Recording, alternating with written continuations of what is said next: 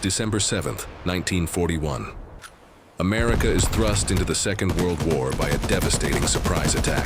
The Pacific, the U.S. Navy's battle line lies in ruins, and the nation is suddenly on the defensive against a powerful and expanding Japanese empire. The only hope rests on a handful of aircraft carriers that were fortunately at sea. But there are too few of them, and they are now the most valuable and most vulnerable targets on the ocean. In the brutal naval battles that followed, the carrier proved to be the new queen of the seas. But the cost was staggering. The USS Lexington lost. The Yorktown sunk after a heroic stand at Midway. The Wasp and the Hornet sent to the bottom of the Pacific. In less than a year, America's pre-war carrier force was decimated. The nation's ability to fight back, to push the enemy across the vast ocean, was hanging by a thread. America needed more than just courage. It needed ships, it needed a new generation of carriers, and it needed them now. And from the heart of that industrial might, an answer emerged. It was a promise, forged in steel and built with breathtaking speed. A new class of fleet carrier, larger, more resilient, and capable of carrying a more powerful air group than any before it. They were the Essex class, an armada of warships that would turn the tide of the war. And on December 31st, 1942, the lead ship of this legendary class was commissioned. Her name was USS Essex CV-9. She wasn't just a ship. She was a declaration of intent. She was the weapon America needed to begin the long march to Tokyo. The Essex didn't just join the fight. She led it. As the flagship of the fast carrier task forces, she was at the tip of the spear. Her warplanes struck the Japanese bastion at Marcus Island, raided Wake Island, and supported the bloody landings at Tarawa, at the fortress of Truk Lagoon, the Gibraltar of the Pacific. The air group from Essex and her sister ships annihilated the Japanese base in a devastating two-day assault, forever neutralizing it as a threat. But her greatest test was yet to come.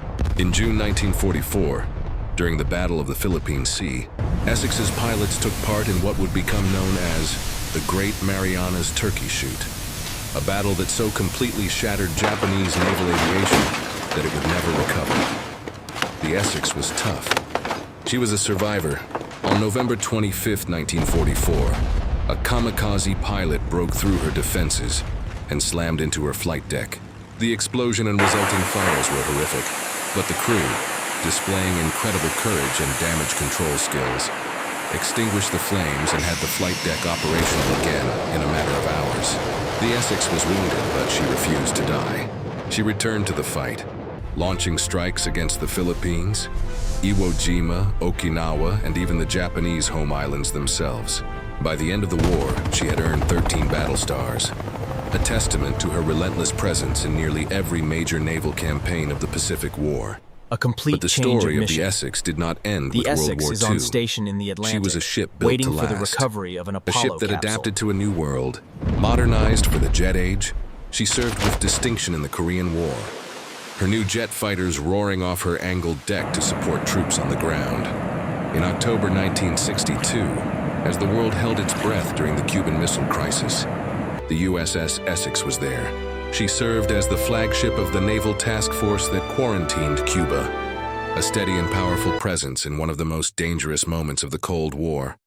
And in 1968, her mission changed from projecting power to reaching for the stars.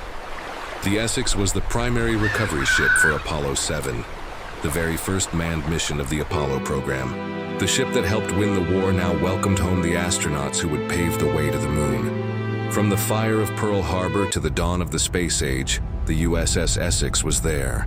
She was more than the lead ship of her class. She was the embodiment of its spirit. A survivor, a warrior, a pioneer.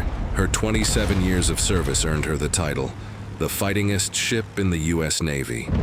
Her legacy lives on in the ships and sailors she inspired. Share this video to honor the incredible story of the USS Essex and the generation that built and fought her. Learn more about the ships that turned the tide and secured victory in the Pacific.